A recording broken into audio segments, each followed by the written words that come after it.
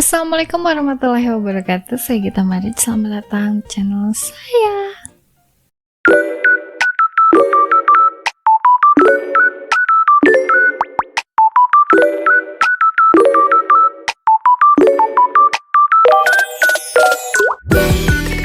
Di video kali ini saya ingin sedikit bahas tentang karakter fiksi yang lumayan menggemparkan.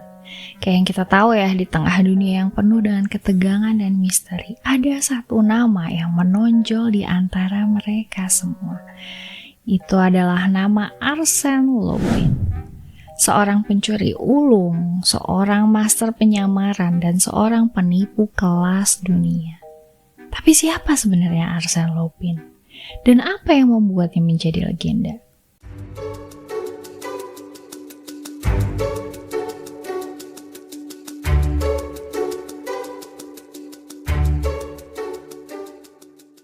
Arsène Lupin lahir pada 1854 di Paris. Dari keluarga yang memiliki darah bangsawan. Namun, tidak lama setelah kelahirannya nih, sang ayah yang seorang bangsawan justru terlibat dalam skandal yang harus membuat dia melarikan diri. Lupin yang tumbuh dalam keluarga yang lebih miskin, mengubah takdirnya dengan cara yang unik.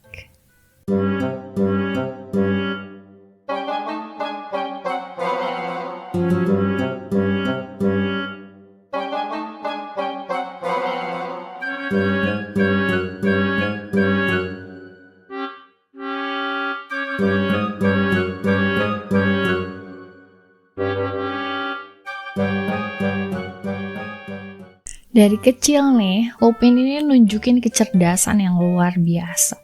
Jadi di sekolah dia sering kali jadi juara, terus jago banget mecahin teka-teki gitu.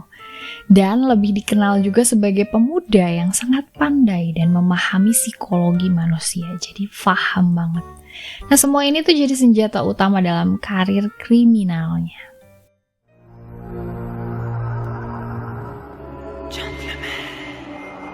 Je connais toute la vérité. Voleur. C'est vrai, tu es le fils d'un voleur, et qui ne s'est jamais intéressé qu'aux riches et aux puissants. Cambrioleur. Je n'ai pas de sang sur les mains, je n'en aurai jamais. Qui êtes-vous? Ne cherche pas à mêler ta vie à la mienne. Magicien.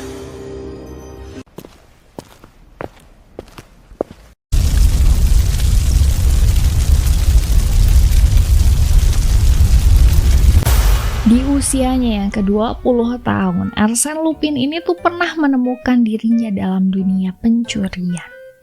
Tapi bukanlah pencuri biasa gitu. Lupin ini adalah seorang ahli dalam merencanakan aksi dengan sangat hati-hati, penuh perhitungan. Jadi dia tuh selalu meninggalkan petunjuk yang membingungkan untuk polisi, untuk aparat setempat. Dan membiarkan dirinya itu jadi kayak hantu. Habis mencuri itu meninggalkan teka-teki.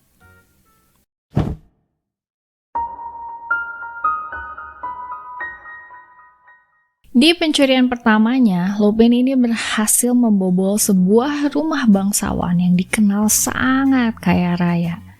Tapi tanpa ada yang mengetahui kehadirannya. Cuman, yang bikin mengejutkan adalah cara dia meninggalkan pesan di tempat kejadian tersebut. Jadi ada sebuah pesan yang mengungkapkan bahwa pencuri ini bukanlah orang biasa, gitu. Tapi seseorang yang memiliki kode etik yang aneh. Nah, di TKP ini, Lupin ninggalin surat yang isinya kurang lebih kayak gini.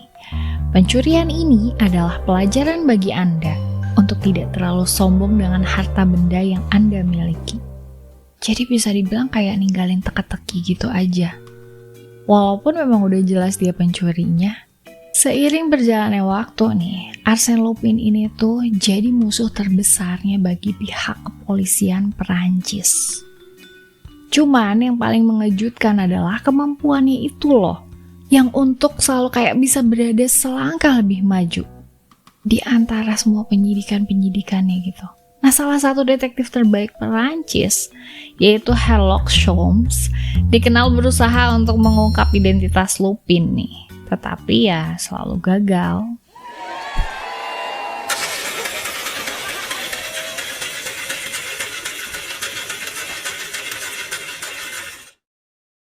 Sherlock Holmes, detektif yang selalu meremehkan Lupin, akhirnya menyadari nih bahwa dia tuh bukan lawan yang bisa dipandang sebelah mata. Gak bisa diremehin. Jadi pertarungan antara mereka ini jadi legenda akhirnya. Dengan Lupin yang selalu berhasil mengelabui Holmes dengan taktik-taktik brilian. Gitu. Gak bisa teka-tekinya dipecahkan. What, you are a liar? That is my name? That is not his name. I am Ganimard, monsieur. Here, I will show you my passport. In one moment. Have you see it? Arsène Lupin ini tuh selain dikenal karena kecerdasannya, dia juga dikenal memiliki rasa petualangan yang tidak terbatas lah bisa dibilang. Berpetualang banget orangnya. Nah ini tuh ada dalam salah satu kisah, salah satu aksinya yang paling terkenal, yaitu di mana waktu dia berhasil merampok kapal yang bawa harta karun timur. Jadi kayak harta karun yang wah nilainya luar biasa deh. Dia tuh pakai taktik. Taktik itu taktik penyamaran sempurna gitu. Dia tuh bisa sukses menukar barang-barang berharga yang ada di situ dengan replika, tapi tanpa ada satupun orang yang nyadar. Jadi itu saking detailnya. Lupin juga nyembunyiin harta-harta karun tuh kayak di dalam peti-peti kecil, terus bawanya tuh ke tempat-tempat aman. Nah Lupin ini bukan cuma sekedar mencuri ya, tapi dia juga memanipulasi situasi. Jadi nggak ada yang bisa curiga ke dia karena alibi dia selalu kuat. Dia juga seringkali meninggalkan bukti yang menunjukkan bahwa pencurian itu dilakukan dengan cara yang sangat elegan. Jadi malah jadi kayak karya seni gitu loh, kayak misterius, ada teka-tekinya.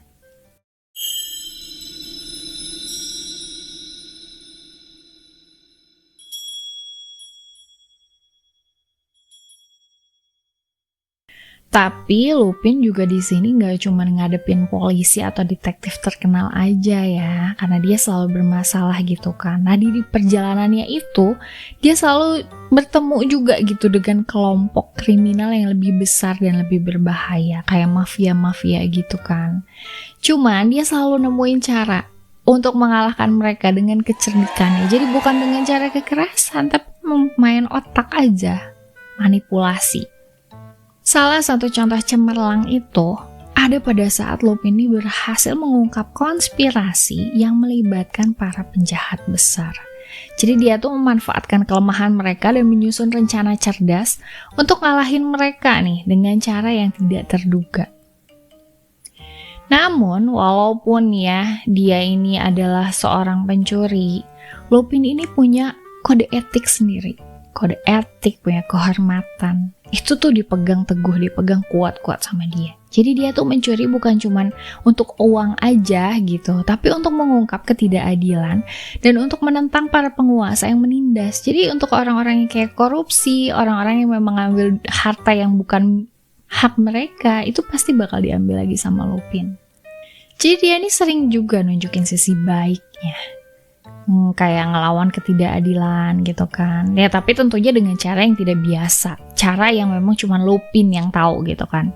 Nah bagi dia nih pencurian ini tuh cuman kayak alat aja untuk mencapai tujuan yang lebih besar, karena keinginan dia tuh sebenarnya untuk membantu mereka yang lemah gitu. Terus ngejadiin ini tuh bukan sekedar pencurian aja, jadi bisa dibilang dia tuh ngebela orang-orang tertindas juga.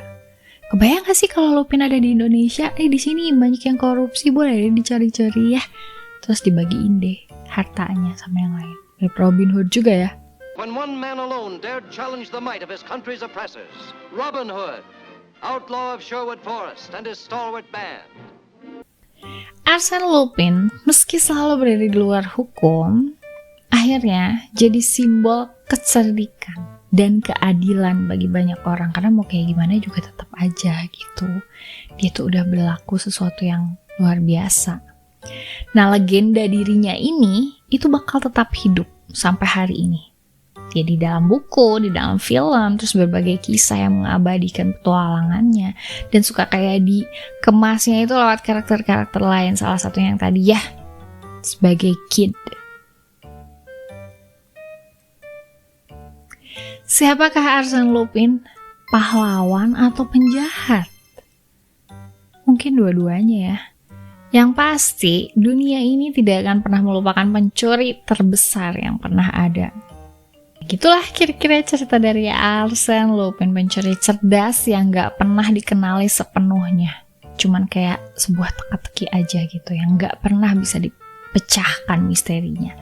Jadi kisahnya bakal terus hidup, menginspirasi, dan menggoda generasi setelahnya. Jadi selalu kayak menggelitik aja, pengen melakukan hal-hal yang sama, ngikutin juga kecerdikan-kecerdikannya. Oke teman-teman, makasih banyak untuk yang udah nonton video saya kali ini. Untuk yang suka kayak cerita-cerita fiksi kayak gini, boleh di like, comment, share, subscribe untuk ada info. Kalau misalnya kalian punya informasi yang sekiranya belum saya sampaikan tadi, boleh ditulis di kolom komentar. Jangan lupa jaga terus kesehatan fisik dan kewawasan mental karena itu penting. Sampai ketemu lagi di video saya selanjutnya. Saya Gita Maric undur diri. Assalamualaikum warahmatullahi wabarakatuh.